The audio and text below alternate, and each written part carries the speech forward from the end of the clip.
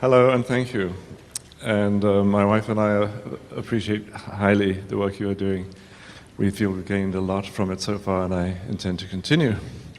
But I have some questions here. I hope the rest of the audience won't mind.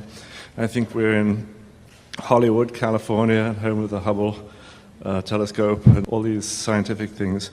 I want to ask some cosmological questions, if I may.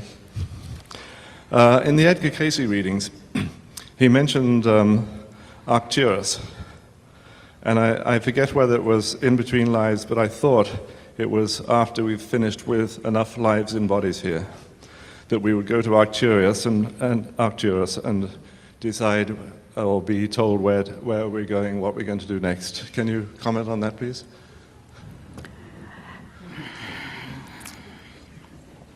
Not really.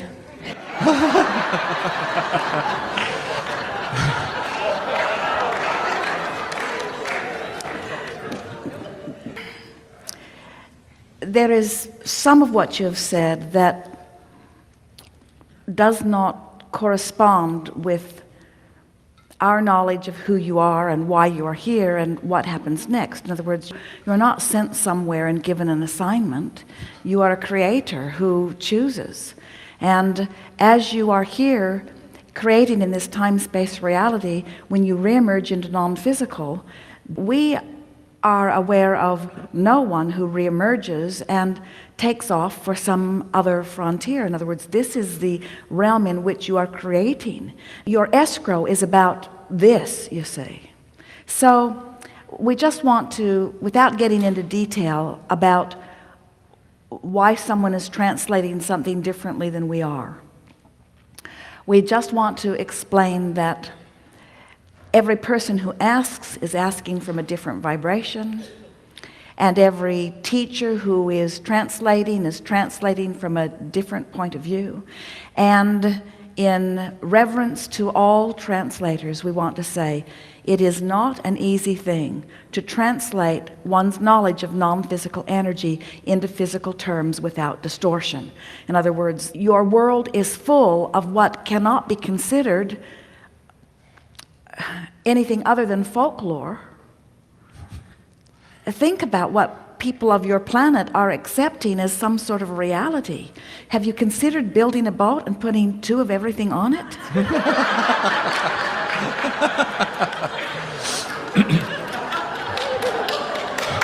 Well, and so it's sort of like that. In an effort to offer analogies and such, people could even argue about the analogy of the vortex of creation that we are describing here and turn it into a place and call it a planet. Before you know it, there'll be a planet called Vortex, and they'll be telling people that Abraham said you're all going there. Okay, you're throwing me right on my head here. I thought I came with some ideas that made sense. And, well, we don't want to throw you on your head, so let's hear them. Oh, well, that's fine. If I walk out of here on my head, that's fine too, I suppose. All right. One of the quick questions I hope you will say you don't know anything about or you can't answer. The Big Bang, expanding universe, it appears that it's expanding at an accelerating rate, and the way it's going, in a few trillion years, then this galaxy, we won't be able to see any other galaxies that will have all disappeared. Is that what you folks see, or? Now, give us more about that. Slow it down and say it again. All right, the physical universe. Yes. Current cosmological pictures of it per the greatest and best scientists, and pretty well all of the physicists, yes, and cosmologists say that there was a Big Bang so many trillion years ago, 13 trillion. So before you go further, let us define this vortex of creation that we're talking about. In other words, if you accept that everything is vibration, all right, and that once thought is thought upon longer, it becomes a more dominant thought, and that there is a point, a tipping point, where the vibrational thought has been considered long enough that it tips into what you call manifestation. Okay. That is our best explanation of what the Big Bang is. And yes, of course, it fits with what we are talking about all that you see here having been in a vibrational version first, thought upon by many for what you would in your terms call a long period of time before it began amassing into the physical equivalent of it. And that is what scientists have come to call the Big Bang. They talk about it with question. They have no awareness of causation about it. So we are feeling that piece in a bit. Yes. But there is so much more to be experienced in this universe that has already been started. That's why we're saying that you're returning to the platform that you understand. Okay. Sort of fits together. All right, that sort of answers things, and thank you. Last question then. I think I've detected what I might call a subtle but tuned-in sense of humor in Abraham's answers. We find you all hilarious, yes. Is this something that you learned and cultivated, or is it something that is Esther's and which learned to integrate with these Well, sessions? Esther is full of fun, and that's one of the reasons that we are vibrationally compatible. But beyond that, you will discover and have discovered that there is a true humor in the timing of the unfolding of things. And the universe, who is this culminating of expansion from this secure and trusted platform where there is no sense of risk or guardedness, is more playful in nature than anything else. And we think Esther represents that well as she interprets. You have to remember, she's receiving a block of thought that is filled with nuances and knowledge and intentionality and essence of understanding. And to find the words and the attitude and the delivery that match all of that is something that she is doing. And so we cannot say that it is not in part Esther's interpretation. Yes. But she is interpreting our intention. And over time, you have to understand, so many hours, immeasurable hours nearly, of us flowing through Esther.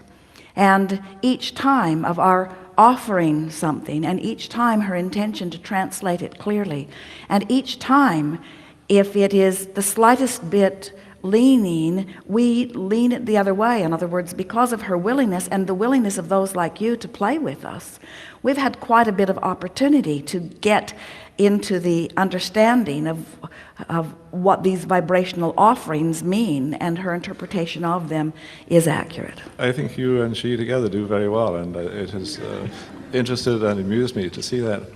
I do actually have one other question, and a tiny one. How did you know about my little finger? But I won't force you to answer that one. The big question, Abraham, how many of you are there? You seem to be, I guess, you refer to yourselves as the dead guys. Now you see, it's exactly that kind of thing that evokes folklore. Okay. Because you want us to quantify in terms that you understand something that is non-physical. Okay, well... So what is the number of infinite intelligence? Yeah, well, what's the number in your group? Well, what is the number of infinite intelligence? Give us a number and we'll agree.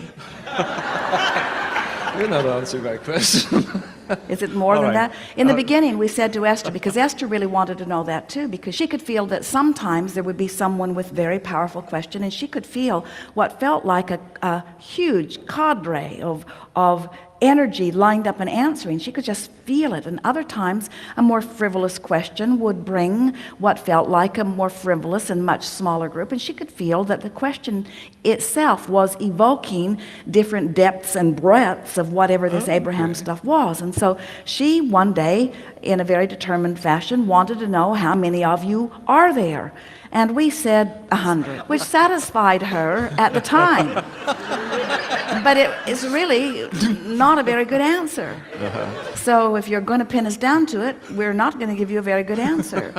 Okay, thank you. There are as many of us as it takes to satisfy the question to the degree that you will allow it. Oh, excellent. There is no limit to the amount of those who join in. In other words, this energy is filled with those listening. In other words, you gather together in scanty numbers, we gather together in huge numbers. And the interest of that which we are, in other words, we represent the inner being of each and every one of you, and so much more, you see. And so as you have an inner being that we are talking about, we have inner beings who have inner beings who have inner beings, because we are eternal beings. We've all been around for a very long time. So when you come forth with a very powerful desire and a very succinctly focused question, there is no limit to the depth and breadth of that which you can summon. And to the degree that you are willing to hear it, that is the degree to which we are willing to give it. And you don't have to schedule your time or anything like that for these meetings. Well, we are timeless, and that's a function of your focus here, but we are not limited by your time or your space. Great. So is that But the we answer do to my little appreciate the rendezvous, because in rendezvousing in your time, you focus in a way that summons us more powerfully. In other words, when a group like this gathers and focus with interest, and this is a remarkable group, you sit for hours on end and allow others who are asking questions that may not be the question that you hold, but still you focus and listen. It is remarkable what you summon, and it is to your credit that this work expands, truly. Thank you.